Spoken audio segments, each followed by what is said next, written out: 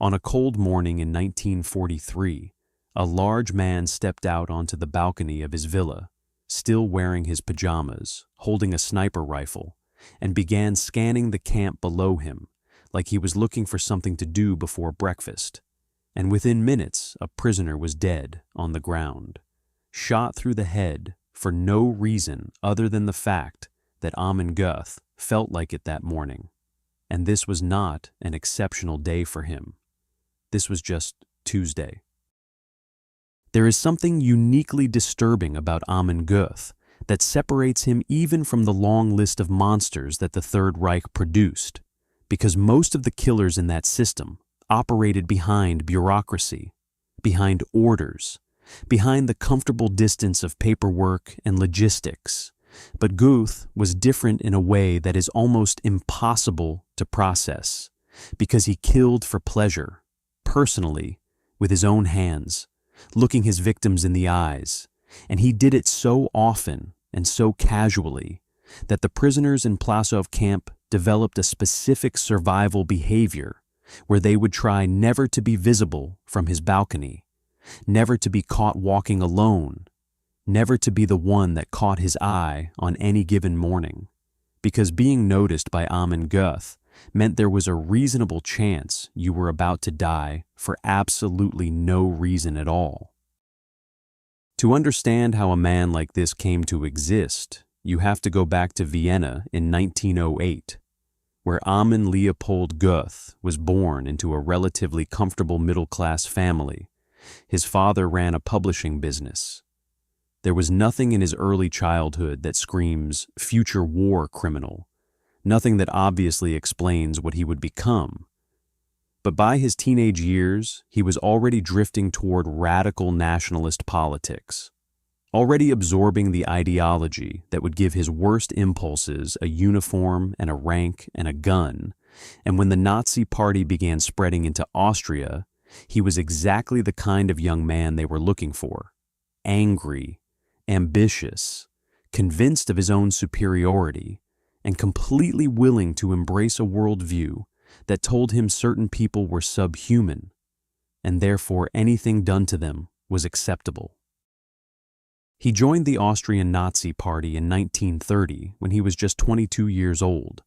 and from the very beginning, he showed a talent for violence that the SS recognized and rewarded, moving up through the ranks with the kind of efficiency that systems built on brutality tend to offer to men who genuinely enjoy the work.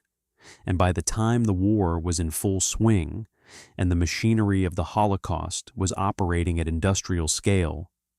Göth had positioned himself perfectly to be given one of the most powerful and terrifying roles in the entire system: the command of a forced labor camp, where he would answer to almost no one, and where the lives of thousands of people were entirely at his discretion. Plaszow was established on the grounds of two Jewish cemeteries on the outskirts of Krakow, which tells you everything you need to know about how much the people running this system cared about symbolism or decency. And when Göth took command in February 1943,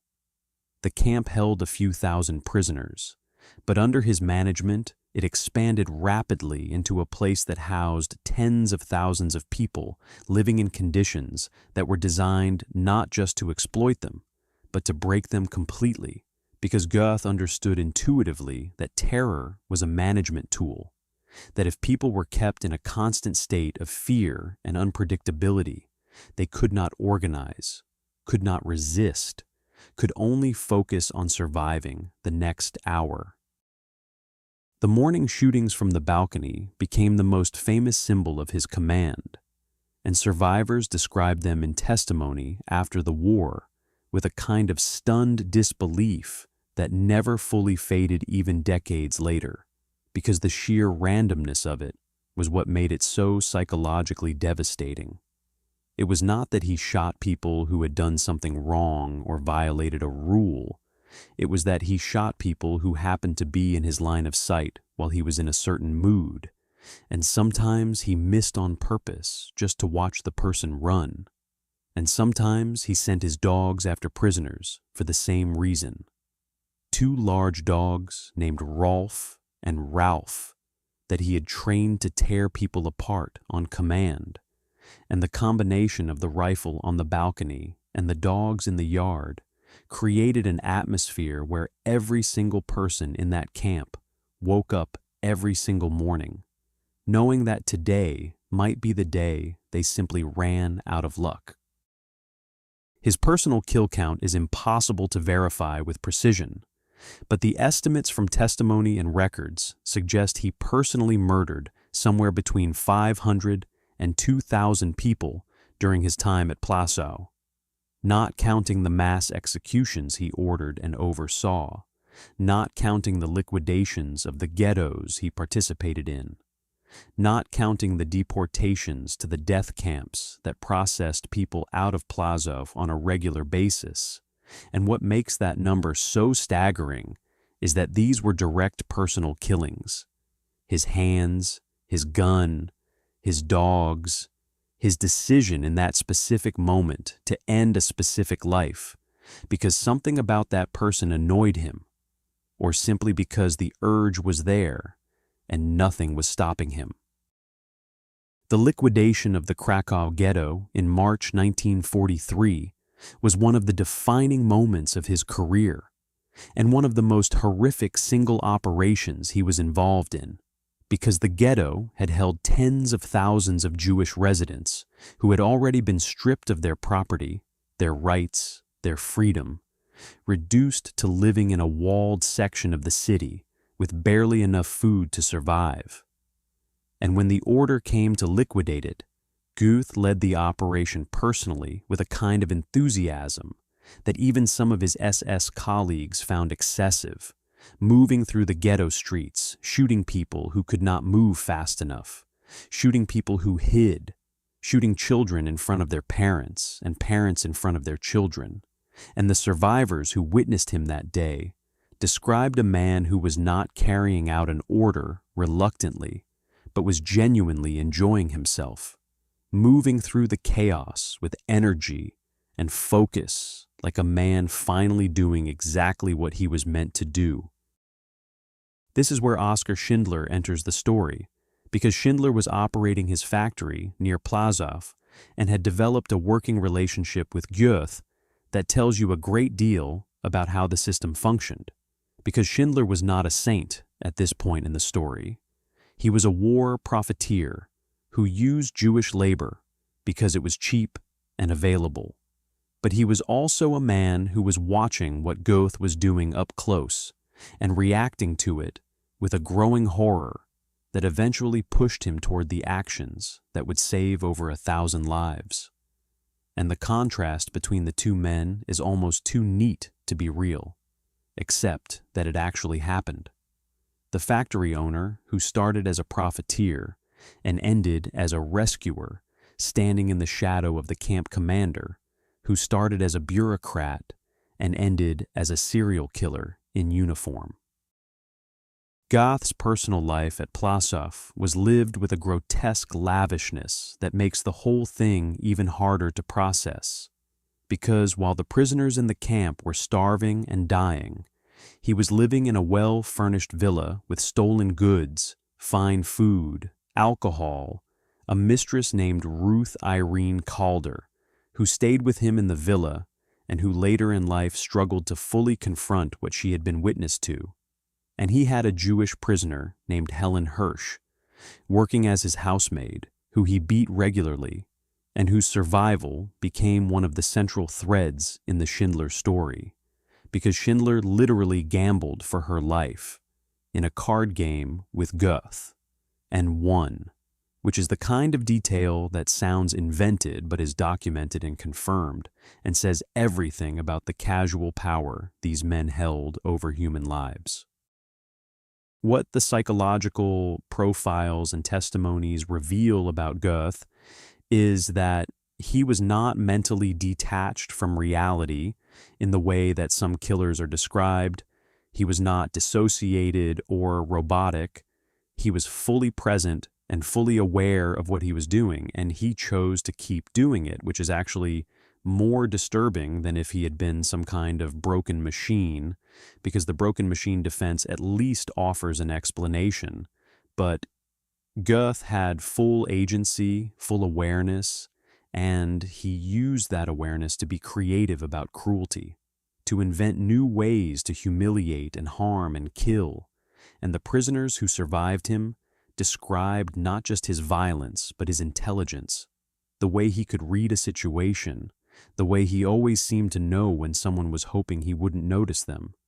and the way he would sometimes let a person think they were safe before doing something devastating just because he found the reaction interesting. By 1944, even the SS itself was starting to have problems with Göth, not because of the murders, not because of the brutality, but because he was stealing from the Reich on a massive scale, skimming supplies and valuables that were supposed to be processed through official channels. And the corruption investigation that resulted in his arrest in September 1944 is one of the more absurd footnotes in the whole story, that the organization running the Holocaust arrested one of its own commandants, not for the thousands of people he had killed, but for taking more than his authorized share of their stolen property, and Göth was actually in SS custody awaiting trial when the war ended, which meant he never faced SS justice, but instead faced something much more significant. He was captured by American forces, transferred to Poland, and put on trial in Krakow in 1946 before a Polish court that heard testimony from survivors who had watched him shoot people from his balcony, who had watched him set his dogs on prisoners, who had survived the liquidations he led.